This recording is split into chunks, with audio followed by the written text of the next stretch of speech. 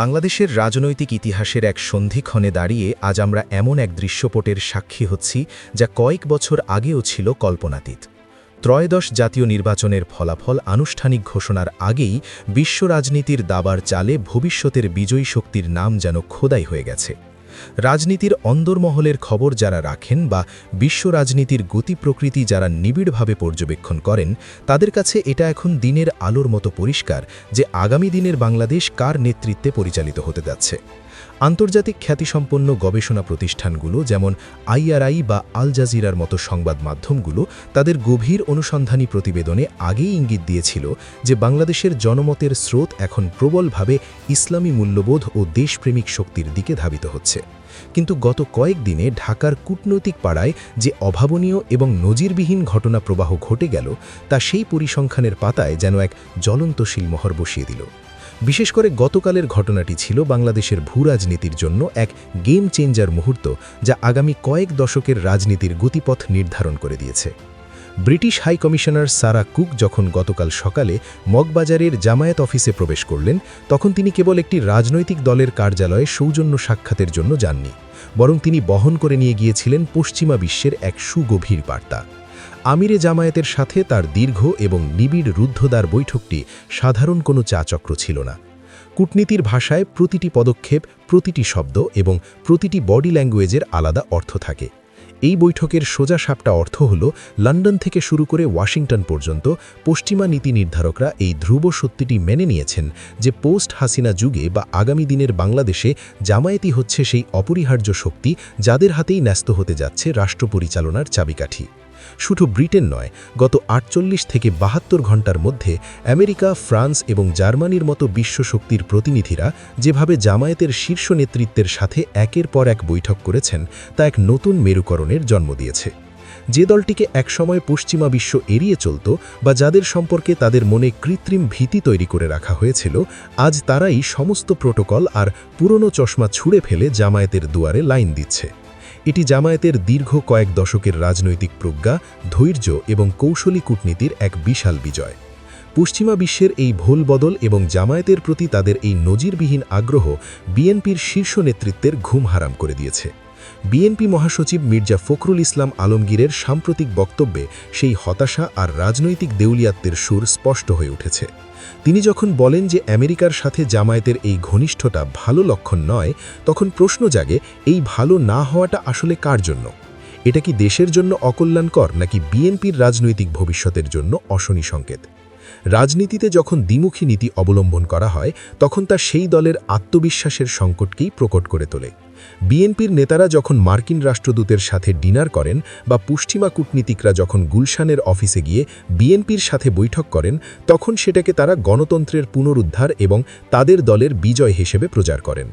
অথচ সেই একই কূটনীতিকরা যখন বাস্তবতার নিরিখে জামায়াতের অফিসে যান, তখন বিএনপির চোখে সেটা হয়ে যায় দেশবিরোধী ষড়যন্ত্র।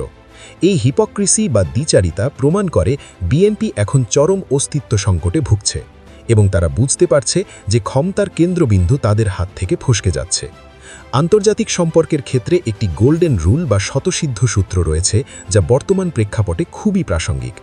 যখন দেখবেন আধিপত্যবাদী ভারত এবং তাদের ছায়াতলে থাকা কোনো রাজনৈতিক গোষ্ঠী কোনো একটি নির্দিষ্ট ঘটনার তীব্র বিরোধিতা করছে, তখন বুঝে নিতে হবে সেই ঘটনাটি বাংলাদেশের সার্বভৌমত্বের জন্য আশীর্বাদস্বরূপ। মির্জা ফখরুল যখন জামায়াত ও আমেরিকার সম্পর্ক নিয়ে নেতিবাচক মন্তব্য করেন, তখন সাধারণ মানুষ এবং রাজনৈতিক বিশ্লেষকরা সহজেই বুঝে নেন যে এই সম্পর্ক ভারতের আধিপত্যবাদের কফিনে শেষ পেরেক ঠুকে দিচ্ছে। বাংলাদেশের স্বাধীনতার ৫৫ বছরের ইতিহাসে আমাদের সবচেয়ে বড় অর্জন কোনো অবকাঠামোগত উন্নয়ন নয়। আমাদের সবচেয়ে বড় অর্জন হলো এমন একটি প্রজন্মের উত্থান যারা ভারতের আসল রূপ চিনতে শিখেছে। মজলুম জননেতা মাওলানা আব্দুল হামিদ খান ভাসানী বহু বছর আগে যে ভবিষ্যৎবাণী করেছিলেন যে একদিন এই পলিমাটির বুকে এমন এক শ্রেষ্ঠ প্রজন্মের জন্ম হবে যারা ভারতের আধিপত্যবাদের বিষ দাঁত ভেঙে দেবে এবং দেশের প্রকৃত শত্রুমিত্র চিনতে পারবে, আজ আমরা সেই প্রজন্মের হুঙ্কার শুনতে পাচ্ছি। ২০২৪ সালের রক্তঝরা বিপ্লব থেকে শুরু করে ২০২৬ সালের আসন্ন নির্বাচন পর্যন্ত সময়কালটি এই প্রজন্মের জেগে ওঠার সময়।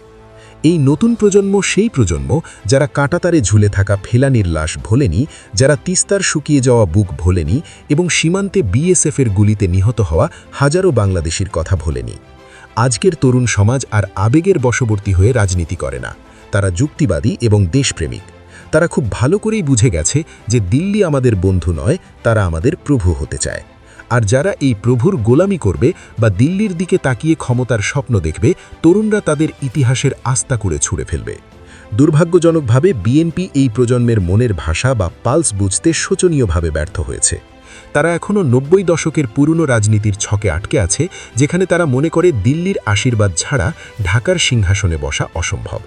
অথচ বাস্তবতা হল, ভাসানীর সেই শ্রেষ্ঠ প্রজন্ম এখন ভোটার এবং তারাই আগামী নির্বাচনের ভাগ্য নির্ধারণ করবে। তারা আর কখনোই এমন কোনো দলকে ভোট দেবে না যারা ভারতের স্বার্থ রক্ষা করে বা ভারতের প্রতি নমনীয়তা প্রদর্শন করে।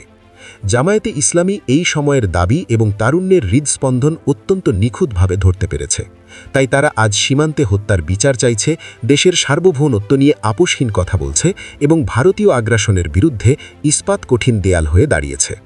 অন্যদিকে বিএনপি এসব ইস্যুতে রহস্যজনকভাবে নীরব বা দায়সারা গোছের প্রতিবাদ জানাচ্ছে।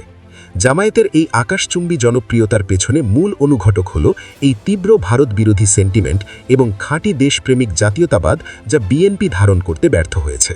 দক্ষিণ এশিয়ায় ভারতের পররাষ্ট্রনীতি আজ চূড়ান্তভাবে বিপর্যস্ত। মালদ্বীপে তারা অপমানিত হয়ে সেনা সরাতে বাধ্য হয়েছে, নেপাল তাদের চোখ রাঙানিকে তোয়াক্কা করছে না, এমনকি দেউলিয়া শ্রীলঙ্কাও এখন ভারতের বলয় থেকে বেরিয়ে চীনের দিকে ঝুঁকছে। আর বাংলাদেশে ৫ আগস্টের পর ভারতের কোনো স্থান নেই। ভারত চেয়েছিল শেখ হাসিনাকে ব্যবহার করে বাংলাদেশকে আজীবন তাদের একটি করদ রাজ্য বা দ্বিতীয় কাশ্মীর বানিয়ে রাখতে। তারা তাদের সমস্ত রাজনৈতিক পুঁজি বা ডিম এক ঝুড়িতে রেখেছিল। কিন্তু ছাত্র জনতার মহাবিপ্লবে সেই ঝুড়ি উল্টে গেছে এবং ভারতের আধিপত্যবাদের স্বপ্ন চুরমার হয়ে গেছে। এখন দিশেহারা ভারত বিএনপিকে তাদের নতুন গুটি হিসেবে ব্যবহার করার চেষ্টা করছে। কিন্তু বিএনপি যদি ভারতের এই ফাঁদে পা দেয় বা দিল্লির এজেন্ডা বাস্তবায়নের হাতিয়ার হতে চায়, তাহলে তাদের অবস্থাও আওয়ামী লীগের মতোই করুণ হবে। আমেরিকা ও ব্রিটেন খুব গভীরভাবেই পর্যবেক্ষণ করছে যে বাংলাদেশে এখন ভারত বিরোধী সেন্টিমেন্ট কতটা প্রবল। তারা বুঝতে পেরেছে ভারত যাদের সমর্থন দেবে, বাংলাদেশের জনগণ ঘৃণা ভরে তাদের প্রত্যাখ্যান করবে। তাই পশ্চিমারা এখন আর ভারতের চশমা দিয়ে বাংলাদেশকে দেখছে না, বরং ভারতের চশমা ছুঁড়ে ফেলে নিজেদের চোখে আসল বাংলাদেশকে দেখছে। তারা দেখছে একমাত্র জামায়াতই ভারতের প্রভাবমুক্ত থেকে বাংলাদেশকে একটি স্থিতিশীল এবং কার্যকর রাষ্ট্রে পরিণত করতে পারবে। তাই ব্রিটিশ হাইকমিশনার প্রোটোকল ভেঙে জামায়াত অফিসে যান এবং মার্কিন কূটনীতিকরা জামায়াতকে বন্ধু বলতে চান। এসব কিছুর মূল কথা হল, দক্ষিণ এশিয়ায় ভারতের দাদাগিরির দিন শেষ হয়ে গেছে, এখন সমমর্যাদার যুগ। কিন্তু গভীর পরিতাপের বিষয় হল, বাংলাদেশ ঘুরে দাঁড়ানোর এই ঐতিহাসিক মুহূর্তে বিএনপি এক ঐতিহাসিক ভুল করে বসল। ৫ আগস্টের পর বিএনপির সামনে সুযোগ ছিল সবার সাথে ঐক্যবদ্ধ হয়ে দেশকে পুনর্গঠিত করার এবং একটি জাতীয় ঐক্যের সরকার গঠন করার। কিন্তু তারা সেটা না করে ক্ষমতার লোভে অন্ধ হয়ে সারা দেশে দখলবাজি আর চাঁদাবাজি শুরু করল, যা সাধারণ মানুষ ভালোভাবে নেয়নি। তারা জামায়াতের সাথে অহেতুক দূরত্ব তৈরি করল, ভারতের প্রতি সফট কর্নার দেখালো এবং হিন্দুত্ববাদী এজেন্ডার প্রতি নমনীয়তা প্রদর্শন করল। এমনকি পশ্চিমাদের সাথে জামায়াতের কানেকশন নিয়ে প্রকাশ্যে ঈর্ষা প্রকাশ করতে শুরু করল। মির্জা ফখরুল সাহেব যখন বলেন আমেরিকার সাথে জামায়াতের সম্পর্ক ভালো নয়, তখন তিনি আসলে নিজের পায়ের নিচ থেকে মাটি সরে যাওয়ার কথাই অবচেতনভাবে স্বীকার করে নেন। বিএনপি ভেবেছিল পশ্চিমারা বুঝি শুধু তাদের সাথেই কথা বলবে এবং তাদেরকেই ক্ষমতার একমাত্র বিকল্প ভাববে। কিন্তু রাজনীতিতে মনোপলি বা একছত্র আধিপত্য চলে না। বিএনপি ট্রেন মিস করে ফেলেছে।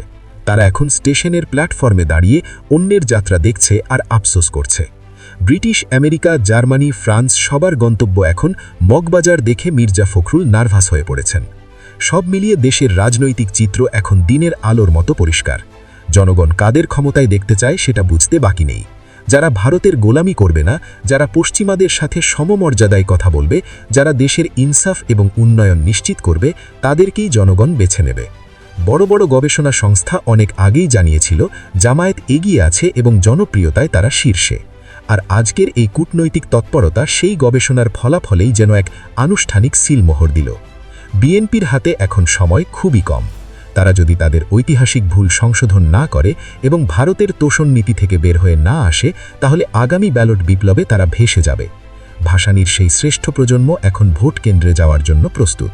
তারা দেখবে কে ভারতের দালাল আর কে দেশপ্রেমিক, কে দখলবাজ আর কে সেবক, কে ঈর্ষান্বিত আর কে আত্মবিশ্বাসী। সিদ্ধান্তটা খুব সহজ হয়ে গেছে। ব্রিটিশ হাইকমিশনারের জামায়াত অফিসে যাওয়া শুধু একটি সৌজন্য সাক্ষাৎ নয়, এটি ক্ষমতার পালাবদলের এক স্পষ্ট আগাম বার্তা। মির্জা ফখরুল মহাসচিবের হতাশা সেই বার্তাকেই আরও কনফার্ম করছে। বাংলাদেশ ঘুরে দাঁড়াচ্ছে এবং এই ঘুরে দাঁড়ানোর নেতৃত্বে থাকছে দেশপ্রেমিক ও পরীক্ষিত শক্তি। দর্শক, আপনি কি মনে করেন আগামীতে কি হতে যাচ্ছে তা জানান কমেন্টের ঘরে। আর এই চ্যানেলে নতুন হলে অবশ্যই সাবস্ক্রাইব করে বেল আইকনটি বাজিয়ে রাখুন।